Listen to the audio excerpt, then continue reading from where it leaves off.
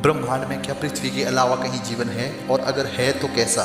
वैज्ञानिकों के लिए ये अब तक का एक सबसे बड़ा सवाल बना हुआ है। इसी साल जून में अमेरिकी सरकार ने अनआइडेंटिफाइड फ्लाइंग ऑब्जेक्ट यानी यूएफओ से जुड़ी एक रिपोर्ट डिक्लासिफाइड की है, जिसमें कहा गया है कि अब तक पृथ्वी पर एलियन के आने के सबूत नहीं मिले हैं। हालांकि रिपोर्ट में एलियंस के होने की संभावना से इनकार नहीं किया गया है। बीते कई दशकों से वैज्ञानिक इस सवाल का जवाब तलाशने की कोशिश कर रहे हैं। वो पृथ्वी के करीब 4 लाइट ईयर दूर अल्फा सेंचुरी में जल्दी जीवन की तलाश शुरू करने वाले हैं, लेकिन क्या वो एलियंस को खोज पाएंगे, और क्या पृथ्वी से दूर कहीं और भी जीवन है? दोस्तों, स्वागत है आप सब लोगों का मेरे YouTube channel the local boy Eric में। ब्रह्मांड से जुड़ी रहस्यमयी जानकारी प्राप्त करने के लिए आप लोग इस चैनल को सब्सक्राइब कर सकते हैं। तो चलिए बिना टाइम वेस्ट किए हुए वीडियो को शुरू करते हैं।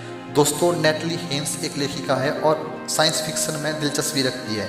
वो बताती है कि 2000 साल पहले जब ना तो स्पेस में ऑब्जर्वेटरी थी और ना ही अंतरिक्ष यान की कल्पना की गई थी, उस वक्त लूसियस नाम के एक यूनानी लेखक ने अपनी किताब में पृथ्वी से दूर जीवन का जिक्र किया था। लूसियस ने चांद पर पंख वाले घोड़ों और विशालकाय गिद्धों का जिक्र किया है। उन्होंने अजीबोगरीब लोगों के बारे में लिखा है जिन्हें एलियंस कहना गलत नहीं होगा। इसके करीब 800 साल बाद 10वीं सदी के जापान में एक और साइंस फिक्शन कहानी द बैम्बो कटर डॉटर लिखी गई थी। यह कहानी कुछ इस तरह से है कि बांस काटने वाले एक व्यक्ति को एक दिन बांस के भीतर तेज रोशनी दिखी। उसे वहाँ एक नन्ही बच्ची मिली जिसे वह घर ले आया और अपनी बेटी की तरह पाल पोस कर बड़ा किया। बाद में लड़की ने बताया कि वो चांद से है। लेकिन दोस्तों, ऐसा क्यों है? जिन कहानियों में एलियंस का जिक्र है उनमें चांद का भी जिक्र है। यह बात भी बिल्कुल सही है कि लंबे समय तक चांद के बारे में लिखा जाता रहा है। शायद ऐसा इसलिए क्योंकि धरती से चांद साफ दिखता है, लेकिन शुक्र या मंगल नहीं दिखते। डेविड ग्रीनस्पून एस्ट्रोबायोलॉजिस्ट हैं। वह एक वरिष्ठ वैज्ञानिक हैं। वह अंतरिक्ष अनुसंधान पर नासा के सलाहकार रह चुके हैं। वो कहते हैं कि एलियंस की खोज पर भरोसा इसलिए भी कम हुआ क्योंकि उस वक्त तक इतने ग्रह खोजे नहीं गए थे। लेकिन 90 के दशक की शुरुआत में वैज्ञानिकों ने हमारे अपने सौर मंडल में नए छोटे ग्रह और द्वास ग्रह खोज निकाले, और एक बार फिर सवाल उठने लगा कि क्या हमारे सौर मंडल से बाहर भी ऐसे ग्रह हो सकते हैं जिन पर जीवन हो। दोस्तों, मार्च 2009 में नासा ने केपलर अंतरिक्ष यान लॉन्च किया। इसमें टेलीस्कोप वाली एक ऑब्जर्वेटरी थी जिसका उद्देश्य पृथ्वी के बाहर जीवन की तलाश करना था। केपलर मिशन नासा के वैज्ञानिकों का एक चतुर विचार था। इस सैटेलाइट को ऐसी जगह पर रखना था जिससे पूरे सौर मंडल पर नजर रखी जा सके। केपलर कई सालों तक तारों पर नजर रखता रहा। उसका काम यह देखना था कि किसी तारे से आ रही रोशनी बदलती है या नहीं। लेकिन 9 साल के अपने वक्त में उसने सौर मंडल के बाहर 26,600 ग्रह ढूंढे, लेकिन इसमें से कितनों पर जीवन हो सकता है? दोस्तों, इस बारे में मोटा मोटा अनुमान लगाया जाता है कि हमें यह नहीं पता कि किन हालातों में जीवन पनपता है। हमारे सामने केवल पृथ्वी का उदाहरण है, लेकिन हम यह मान सकते हैं कि पृथ्वी के आकार का कोई ग्रह अगर किसी खास क्लाइमेट जोन में हो तो वहाँ जीवन की संभावना हो सकती है। इस हिसाब से कहा जा सकता है कि हमारी आकाशगंगा में ऐसे 30 करोड़ ग्रह हो सकते हैं।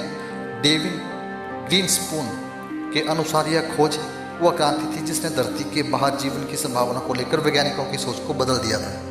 दोस्तों, स्टीवन निक एक खगोल विज्ञानी हैं। वह नासा में प्रमुख इतिहासकार रह चुके हैं। दूसरे वैज्ञानिकों की तरह स्टीवन को भी यकीन है कि पृथ्वी से परे भी जीवन है, लेकिन इन्हें चिंता इस बात की है कि इसका पता चलने के बाद क्या होगा। अगर कहीं ये एलियंस मिल जाते हैं तो क्या होगा? एलियंस की हमसे मिलकर प्रतिक्रिया क्या होगी?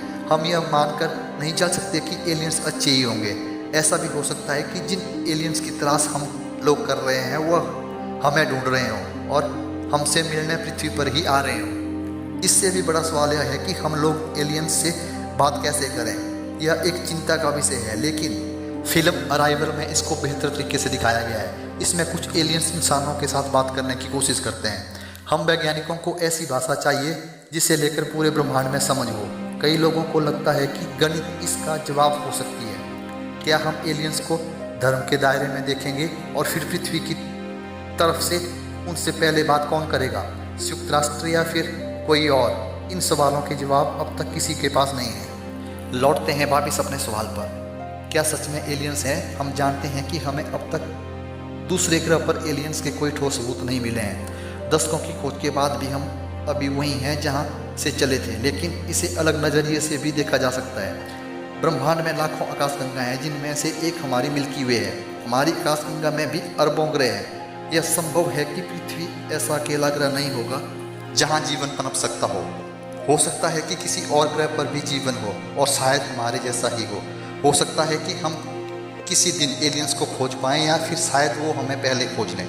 यदि आप लोगों को वीडियो अच्छा लगा हो तो चैनल को सब्सक्राइब अवश्य करें और वीडियो को ज़्यादा से ज़्यादा शेयर करें। मिलते हैं आप लोगों से एक और नई वीडियो में। धन्यवाद।